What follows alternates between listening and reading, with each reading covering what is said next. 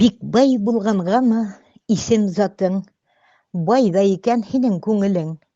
Ниндәй йөрәк аңлап аңлаталыр, парһыҙ йәшәү мөмкин түгелен. Тыуған яғың урман, тауҙар иле, йылға-күлдәре лә юҡ түгел. Кеше яҙмыштарын хәл итеүҙе ҡабул итмәҫ ине тар күңел. Яңғыҙҙарҙың йәтим күңеленә өмөт уятырға ашҡынып, әжеренә бер ней дәғүә етмәй, парлы итәйем тип ашығып. Бәхеттер ул тормош даръяларын дуҫтар менән бергә кисеүҙәр.